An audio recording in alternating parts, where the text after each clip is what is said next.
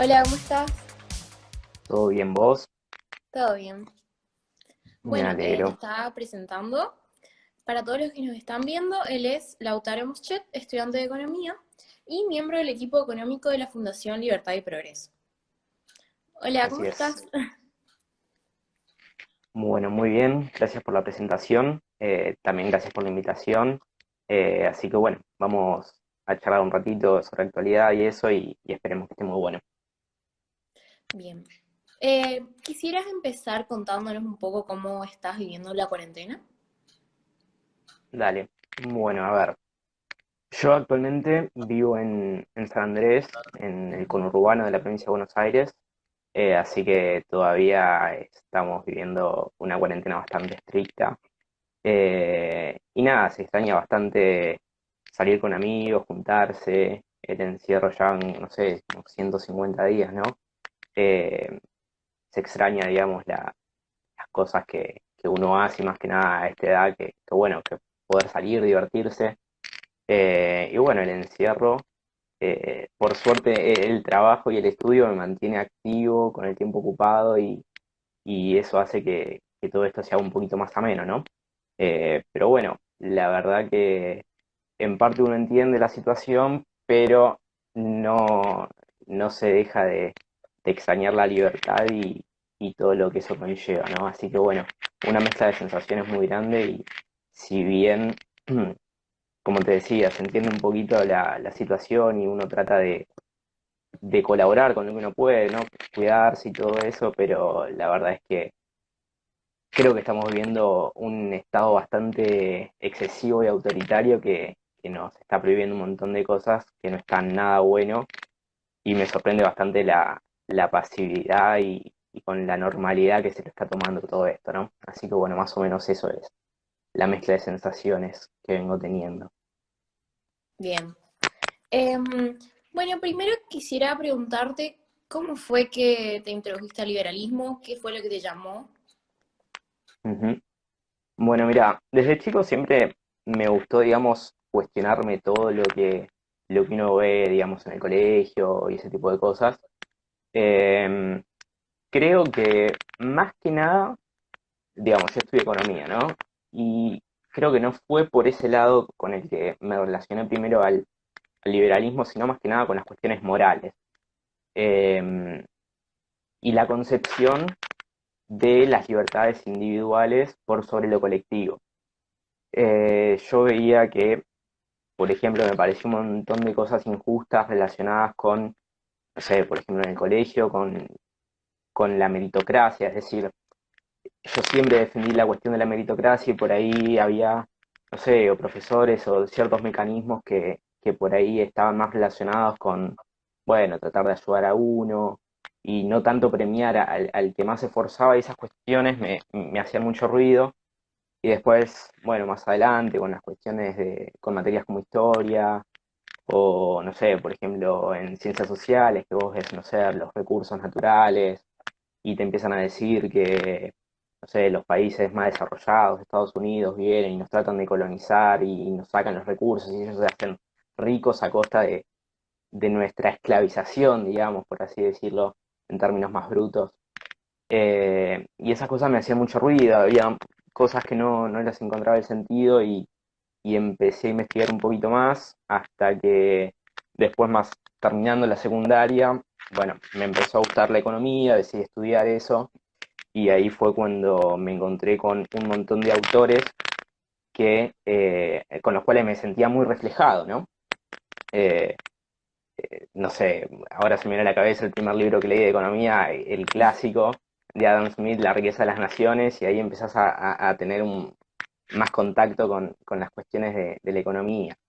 Y, pero bueno, después en la televisión también aparecieron figuras como, bueno, Milei, Echevarne, Adorni, que son figuras muy conocidas dentro del liberalismo que realmente me hicieron dar cuenta que me sentía muy identificado con muchas de las cosas que decían, quizás más con alguno que otro, pero bueno, después entré a Libertad y Progreso, lo conocí a Agustín y nada, le escuchás hablar y es realmente una persona eh, que es muy fácil de admirar, porque lo escuchás hablar de cualquier cosa, todo lo que sabe y realmente es admirable. Así que bueno, más o menos por ese lado vino la cuestión del liberalismo.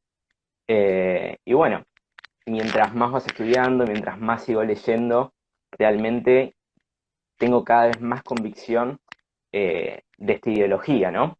Que, que lleva a cuestiones tanto económicas como cuestiones de la concepción del individuo, de la vida, etcétera. No solo, como bueno, yo siempre estoy muy metido con las cuestiones económicas, ¿no? Pero todo el movimiento y la corriente filosófica también, cuestiones políticas y demás, que está todo muy entrelazado. eh, y la verdad es que mientras más estudio y más leo, cada vez, ya te digo, más convencido estoy de estas ideas. Bien. ¿Y vos tenés algún autor que tomes como referente en especial? Mira, en los últimos años estuve leyendo bastante a un autor que me voló la cabeza, fue Hayek. Cuando leí Camino de Servidumbre, realmente me dejó impactado. Eh, Creo que es un autor muy fácil, sí, fácil de leer, eh, no sé, tiene ese algo especial que lo hace muy interesante. Y bueno, ya te digo, ese libro Camino de Servidumbre tiene pasajes que realmente aplican a la actualidad perfectamente, ¿no? Eh, Cuestiones como, digamos, una sociedad adormecida puede tranquilamente encasillarse en un camino en el cual es muy difícil de salir y eso lo estamos viendo en países como, bueno, Venezuela, lamentablemente, un país súper rico, eh, con una cantidad de recursos naturales, bueno, de petróleo, que es increíble la crisis humanitaria que está teniendo con una caída económica que no tiene precedentes en la historia moderna. Entonces, bueno, ese tipo de políticas y ideas eh, que realmente reflejan lo que son capaces de hacer y hacia dónde pueden conducir un país. Pero bueno, volviendo a la pregunta, digamos que Hayek es un autor que me encanta y bueno, un poquito más moderno, más relacionado con el monetarismo, Friedman también me gusta mucho y Lucas. O sea, también me gustan los autores monetaristas de la cuestión económica, digamos. Así que bueno, esos autores son los que más me gustan. Bien.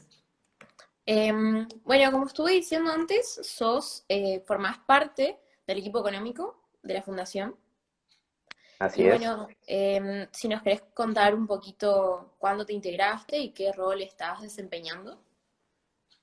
Bueno, mira, entré a fines del año pasado, así medio por casualidad vi que estaban buscando un pasante y nada, me postulé y no tenía nada que perder, así que decidí postularme, digamos, para el puesto.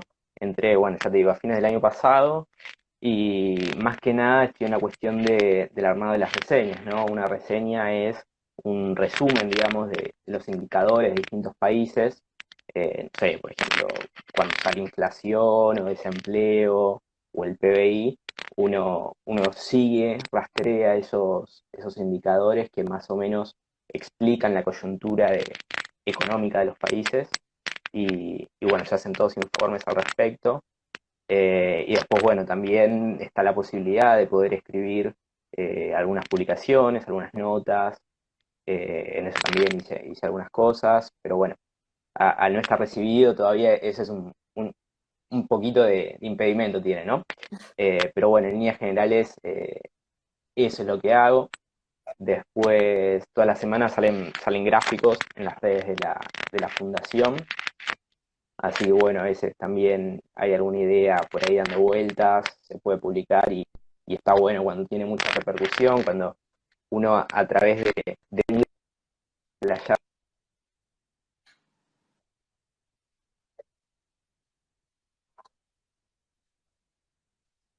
llave, pero detrás de cada gráfico también hay una idea que uno intenta demostrar y está muy bueno cuando la gente lo puede recibir y uno, como ya te digo, a través de un gráfico puede explayar eh, ideas, ¿no? Así que está muy bueno y está buena las tareas que estoy haciendo ahí, así que muy contento. ¿Se adaptaron bien a la cuarentena? Mira, por suerte muy rápido. De hecho, antes, creo que una semana antes o la misma semana, pero antes de que se decrete la cuarentena, ya estábamos empezando a migrar todo el trabajo home office. Así que por suerte muy bien. Si bien no es lo mismo, digamos, trabajar en una oficina, ¿no? Con el contacto entre los compañeros y eso que está muy bueno. Pero por suerte, digamos, en cuanto al trabajo en sí, lo pudimos mirar fácilmente. Así que desde ese lado, bien. Y bueno, como ya te digo, eso también ayuda bastante a llevar todo esto, porque la verdad que si tenés mucho tiempo libre o si no tenés la cabeza ocupada, el encierro, la falta de contacto social y todo eso puede llevar en consecuencias, la verdad que no son nada lindas. Ayer estaba viendo un artículo que decía que la angustia y la depresión en Estados Unidos en estos últimos meses aumentó muchísimo, a pesar de que ellos no tienen una cuarentena estricta como la que tenemos nosotros, ¿no? Y creo que hay un montón de consecuencias que no se están teniendo en cuenta, si bien digamos, la finalidad en sí de la cuarentena es tratar de, de aliviar la pandemia, pero creo que también hay cosas como, ya te digo, el factor psicológico que es muy importante y no se está teniendo en cuenta, ¿no? Porque pensá que, bueno, acá ya con casi 5 meses, una barbaridad. Yo me acuerdo que cuando empezó, hablando, no sé, por ejemplo, con mi mamá me decía, olvídate, esto es agosto, septiembre, no para. Y yo lo veía como una locura. Y nada, acá estamos. Así que realmente me sorprendió muchísimo y se extendió mucho más de lo previsto. Y bueno, las consecuencias económicas van a ser terribles. Y ya te digo, también en la salud mental de las personas. Y hay un montón de cosas que no se están teniendo en cuenta. Pero bueno, serán problemas para más adelante. Y veremos con qué excusa nos van a tratar de conformar. Pero bueno. Claro, y ahora hay un nuevo decreto que prolonga la cuarentena 2 semanas más hasta en las provincias que no hay casos, Sí, como bueno, por es una ejemplo. locura, claro. Ya te digo, es un estado autoritario que me sorprende muchísimo la pasividad de la gente, ¿no? Porque uno al principio, por ahí, de hecho la aprobación que tenía y la imagen positiva del presidente era muy alta y al correr de los días y de los meses incluso se fue deteriorando bastante. Y es lógico, ¿no? Porque el descontento social se ve, la falta de trabajo se ve, eso provoca hambre. Y como vos decís, hay cuestiones que no carecen de lógica, porque provincias que por ahí no tienen un contagio, digamos, comunitario, como se dice, o la circulación del virus no es tan latente, eh, y seguir prohibiendo ese tipo de cosas realmente me parece excesivo, carente de sentido, y me parece que mediante decretos de por sí no se puede gobernar. Eso es una falla de, de la política, porque no se están cumpliendo las normas, no se están cumpliendo las reglas, la forma de gobernar, el poder que tiene un presidente, que está completamente desmedido y excedido en cuanto a sus capacidades. Y realmente me parece muy peligroso, porque hasta dónde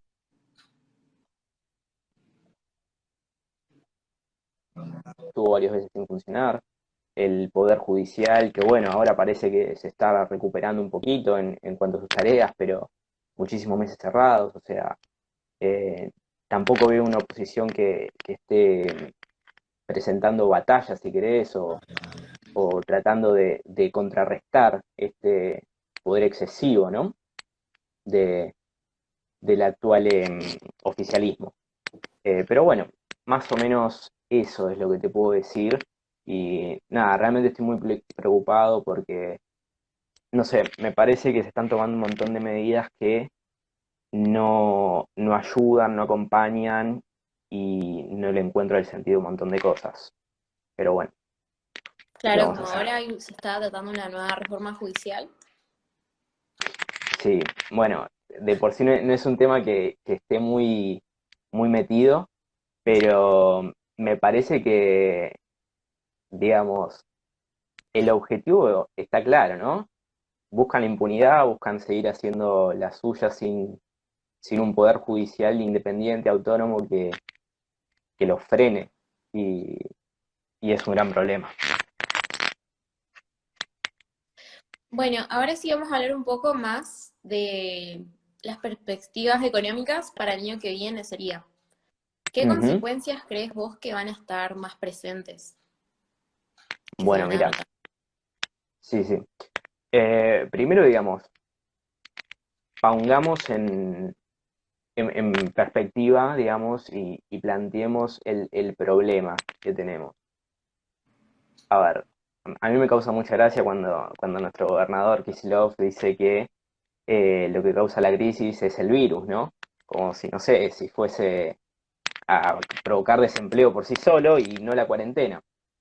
Pero bueno, entonces lo que estamos teniendo a causa de la cuarentena es una caída en la producción y una caída en el ingreso, digamos, ¿no? De las personas, de las fábricas y del país en general. El país está cayendo de una manera como nunca antes pasó. Entonces, primero, ¿qué vas a consumir si no producís? Entonces, ante la falta de bienes, cae el consumo, cae el empleo, cae el salario, porque las empresas tampoco pueden pagarlo. Pero bueno, obviamente ahí tienen la solución mágica de prohibir los despidos, prohibir las quiebras, ¿no? Cuestiones que no tienen sentido si te lo pones a pensar desde una cuestión económica. Pero bueno, partamos de ese problema, ¿no? Tenés una caída en el ingreso, una caída en la producción. Entonces, ¿qué vas a consumir si no producís? Un punto muy importante. Después tenés un déficit fiscal que se está expandiendo de una manera tremenda. Están gastando a más no poder, imprimen plata a más no poder. De hecho, ahora vamos a importar billetes, o sea, eso te da una idea de lo que están haciendo. Es un descontrol, o sea, es fenomenal. Vos no tenés plata, entonces la imprimís y generás, o sea, es tremendo. Pero bueno, o sea, no tiene lógica. Pero bueno, sigamos.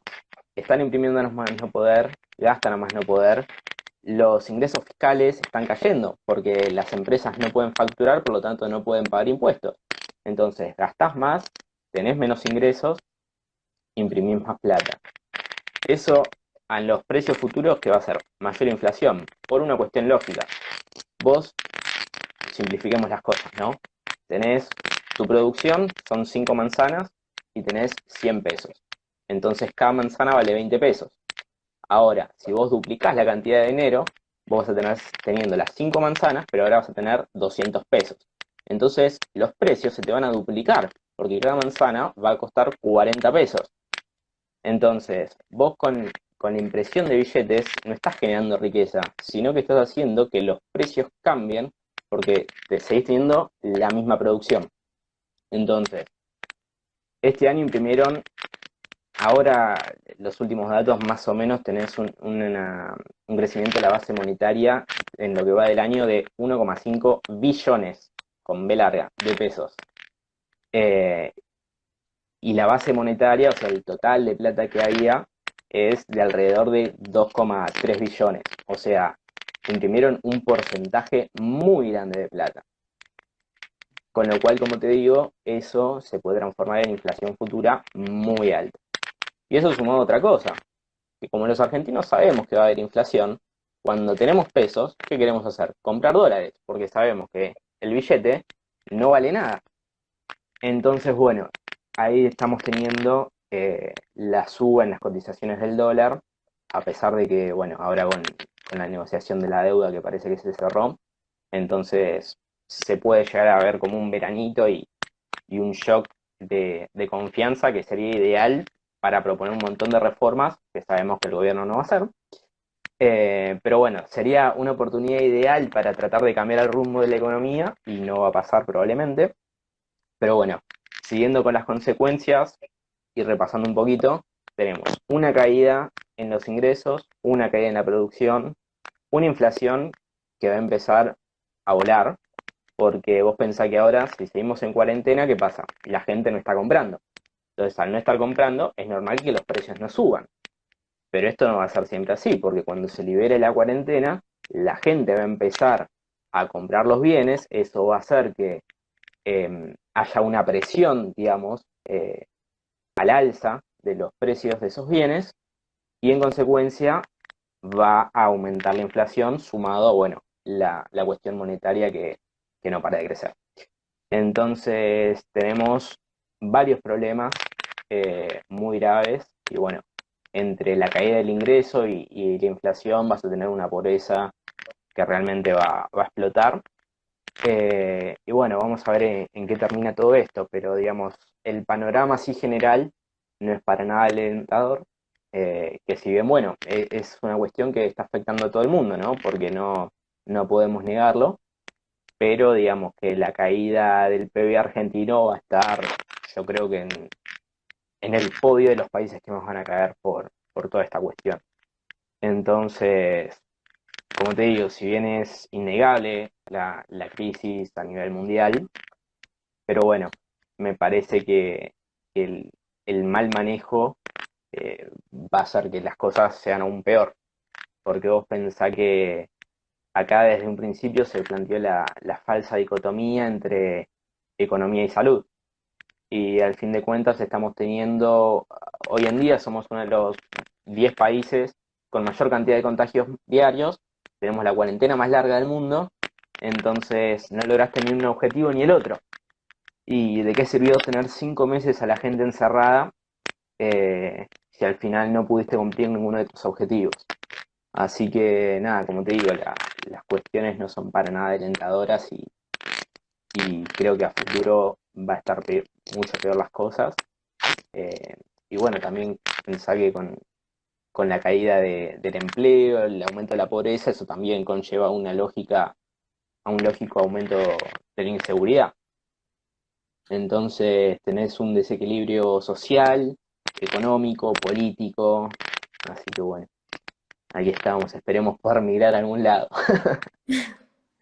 Claro, y en marzo decían que para abril se esperaba el pico de contagios, después para mayo se esperaba el pico de contagios, después para junio, para julio, Ujú. y lo seguimos Y acá viviendo. estamos. No, no, trataron de hacer futurología con un ministro que decía que el virus no iba a llegar, después que llegó más rápido de lo previsto y después, bueno, lo que vos decís, el pico que es eterno, nunca se sabe. Es como, me hace acordar al capítulo de Los Simpsons que está la montaña y dicen, no, no, esa no es la más alta, es la otra. Y estás así que no sabes hasta dónde vas a seguir creciendo, ¿no? Entonces, nada, no sé. Yo veo una improvisación sobre la marcha que no sabes dónde va a terminar. Pero bueno, Claro, y el tan esperado plan económico que nunca se presentó. claro, tal cual. Me acuerdo que, eh, nada, el plan se está esperando desde la propuesta, digamos, a los candidatos, de las PASO, ¿no? Vos tenías al debate presidencial y, y nada, propuestas económicas, vamos a encender la economía, vamos. Bueno, la prendieron fuego, la destruyeron, le hicieron ceniza. El plan económico que nunca llegó, eh, me acuerdo que cuando el presidente dijo, decir el plan económico es como mostrar las cartas. Bueno, parece que tenían tres cuatros y no hicieron nada. Y después decía dijo que no creía en los planes económicos. Entonces, nada, ahí te das cuenta de la improvisación que te mencionaba antes y el plan que no existe. Así que nada, es como dice el dicho, vivimos en un capitalismo sin mercado y en un socialismo sin planificación. Entonces, nada puede salir bien. Y también tenemos al gobierno que está culpando al capitalismo, que el capitalismo es el problema. Tal cual, así es. Bueno, ahí es cuando yo no puedo creer que estemos en el año 2020 y todavía se sigan debatiendo ese tipo de cosas, ¿no? Porque el siglo XX creo que sirvió menos para nosotros, al mundo le sirvió de aprendizaje de lo que fue capaz de hacer el comunismo, el socialismo. Y nada, creo que con la caída del muro de Berlín fue un quiebre en la historia, ¿no? Eh, pero bueno, parece que nosotros queremos volver a ese tipo de cosas. Tuvimos el ejemplo de Cuba más cercano, el ejemplo de Venezuela. Y nada, o sea, cuando muchos decíamos que la posible vuelta del kirchnerismo era el sendero hacia ese camino, yo creo que muchos nos trataban de locos o de cosas por el estilo, nos decían que eran cosas imposibles. Después dijeron que nunca iban a expropiar, después pasó Vicentín, después dieron marcha atrás. Eh, pero bueno, yo creo que nos van tanteando y están probando están buscando el límite, ver hasta dónde pueden llegar. Y lo que vos mencionabas antes, la reforma del Poder Judicial, creo que es una forma de crear sus propios límites. Entonces, el Poder Judicial al gobierno de Cristina la frenó,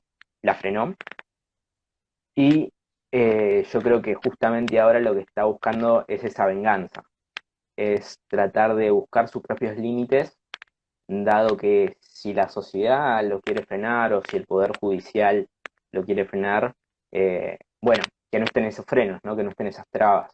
Entonces, buscar sus propios límites para poder plantear ese estado chavista que nos puede llevar a cosas horribles. Claro, y como vos decís, están probando a la gente cómo reacciona. Primero querían expropiar, después no. Querían poner el IVA a algunos productos, después no. Exactamente. Bueno, ese es, tocando el tema del IVA, eh, yo creo que fue una maniobra muy tonta, muy torpe, porque, a ver, de por sí, una regla básica en la economía es, vos querés aumentar algo, le pones un subsidio, querés disminuir algo, le pones un impuesto. Entonces, ¿qué pasa? Eh, si no me equivoco, después de las PASO, con la suba del dólar y el aparente rebrote inflacionario, el gobierno de Macri le sacó el IVA a unos productos que eso después venció creo que el 31 de diciembre o algo por el estilo, ¿no? ¿Qué pasa? Acá lo del IVA era ponerle ciertos, digamos, la leche sola, no sé cómo se dice, entera, sin fortificación y vitaminas y eso, no, no tenía IVA. Como que ciertos productos esenciales no tienen IVA. Y después, bueno, dice la Serenísima, casi todas las del mercado, que tienen algún tipo de aditivo, tienen IVA. ¿Qué pasa? Digamos, la gente de menores recursos, ¿cuál va a comprar? La leche más barata. Y justamente a esa es la que le iban a poner el IVA. Entonces, por eso te digo, un movimiento muy torpe, que como vos decís, yo creo que están probando constantemente a ver hasta dónde pueden llegar y, y nada, esperemos que en ese punto la gente reaccione a tiempo, pero lo veo medio complicado y sobre todo con la cuestión de la cuarentena, ya te digo, me llama mucho la atención la pasividad, sobre todo durante los primeros meses, del no hacer nada, el no hacer nada y dejar que nos digan qué podemos hacer y qué no. Me parece tristísimo, ¿no? Estamos en el año 2020 y cada 15 días tenemos que prender la televisión para ver lo que el presidente nos deja hacer y lo que no nos deja hacer. No sé, parece una serie de Netflix del 1300 cuando existía el feudalismo. No sé, me llama mucho la atención eso. Eh, la verdad que es muy triste. Y ver hasta dónde pueden llegar, no sé, me deja mucho miedo incluso. Bien. Acá me están preguntando qué opinás del acuerdo de pago de Guzmán.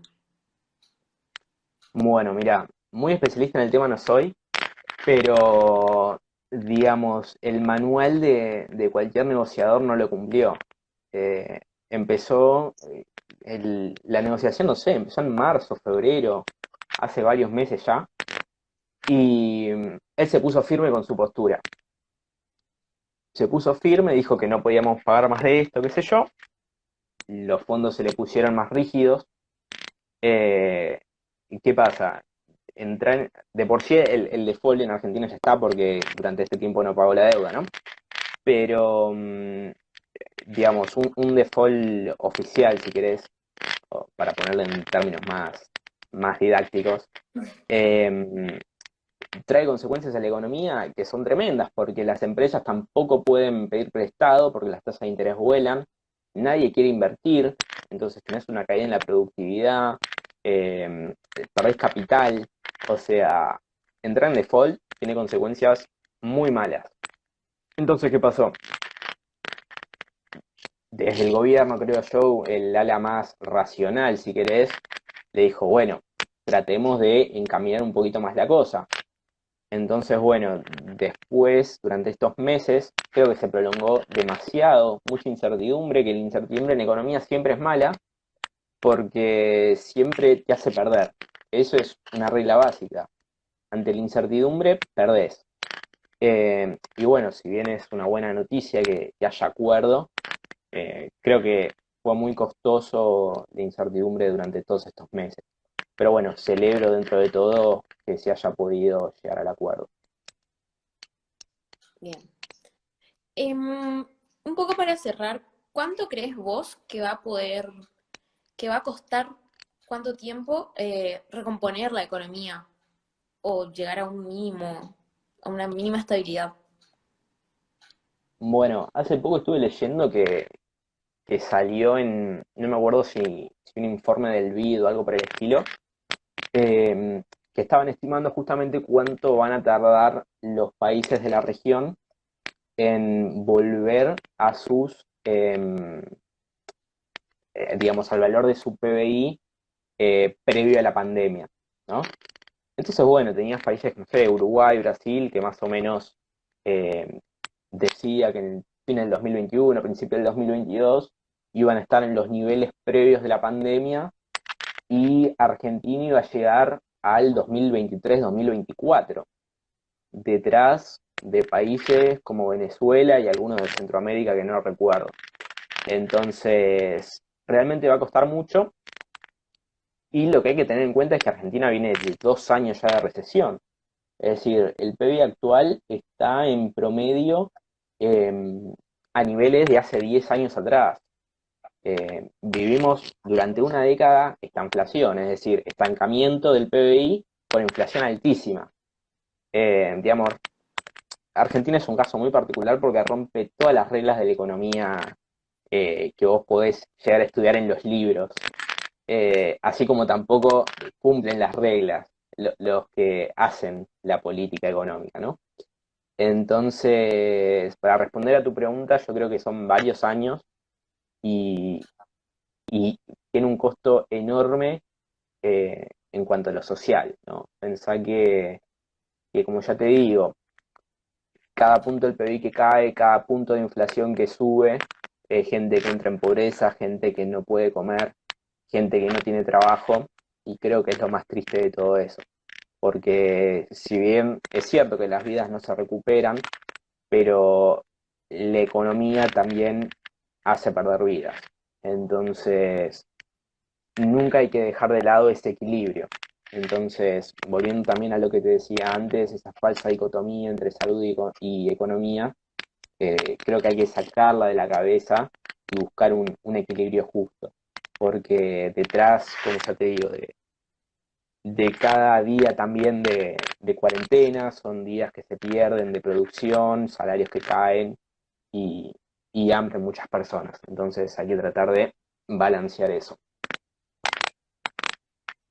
Claro, todos están hablando de las vidas perdidas por un virus, pero nadie habla de los que van a morir de pobreza, depresión, Sí, o tal cómo cual. hacer menos. Eh, Incluso organismos como la ONU está diciendo de la cantidad de gente que está cayendo en pobreza extrema en el mundo. Y en Argentina también muchas veces miramos para afuera y no nos damos cuenta de lo que pasa en el interior del país. Eh, Ni siquiera en el interior, porque salís, te parás en el obelisco, caminás 5 kilómetros y llegás al conurbano y vos ves una pobreza tremenda. Yo donde vivo, en el partido de San Martín, literalmente estamos rodeados de villas por todos lados. Y por darte un ejemplo, Mi papá es director de una escuela pública y ahora están recibiendo una vez por mes más o menos, eh, como es, bolsones de comida para repartir a los chicos digamos, que los padres se quedaron sin trabajo. Y él me dice que alrededor de 600, 700 familias, de un total de 1000, les piden por favor ir a retirar ese bolsón y se lo agradecen porque se quedan sin trabajo. Pensá que muchos de las personas de recursos bajos están en la economía informal, ¿no?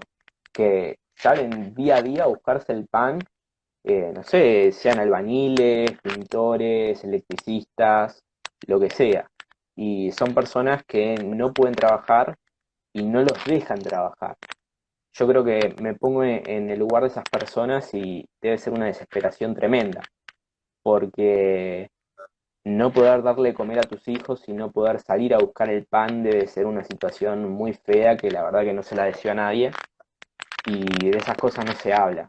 Y incluso cuando al presidente en alguna conferencia le hicieron esa pregunta, eh, acusó a los periodistas de tratar de darle angustia a la gente, cuando el que da angustia a la gente es él con su discurso y el miedo que están provocando, innecesario, porque si bien es un virus que lamentablemente trajo un montón de víctimas, hay que poner los números en perspectiva, ¿no? El otro día estaba viendo los últimos datos disponibles del año 2018 del Ministerio de Salud. Por año en Argentina, precisamente en el 2018, murieron casi 400.000 personas, de todas las causas, ¿no? 400.000 personas, de las cuales 70.000 murieron de enfermedades respiratorias. 30.000 murieron de neumonía y gripe. De coronavirus, ¿cuánto llegamos? 3.000, no sé si llegamos a 4.000 víctimas. Entonces hay que poner un poquito las cosas en perspectiva y darse cuenta de que si bien el virus existe, la pandemia existe, es mortal, causa víctimas, pero pongamos las cosas en perspectiva. Por darte un ejemplo más, se suicidan alrededor de 4.000 personas por año en Argentina. Me gustaría saber cuánto va a ser el número de personas que se quitan la vida este año a causa de la angustia y la depresión que está causando todo esto, cuántos se mueren de hambre, cuántos se mueren por no ir al médico, porque muchos tampoco atienden, no se hacen los chequeos, cuántos se mueren del infarto. Eh, la Asociación Argentina de Cardiología hizo un informe que decía que durante las crisis económicas eh, había muchísima más cantidad de muertes por infarto. Entonces, imagínate el estrés que te debe causar saber que te estás fundiendo y no poder hacer nada al respecto. Y así muchísimo. Entonces, si bien obviamente que cada vida que se pierde es tristísimo, pero me parece que hay que poner las cosas en perspectiva y darnos cuenta de dónde estamos parados. Y, y como vos decís, si bien estamos salvando vidas eh, de coronavirus, no estamos teniendo en cuenta la vida que estamos perdiendo por otras causas. Entonces, nada, es realmente muy triste. Bien. Ahora, ¿querés hacer alguna conclusión o mandar algún saludo? Bueno, mira, para cerrar, bueno, primero agradecerte y agradecer al Club de la Libertad por esta oportunidad.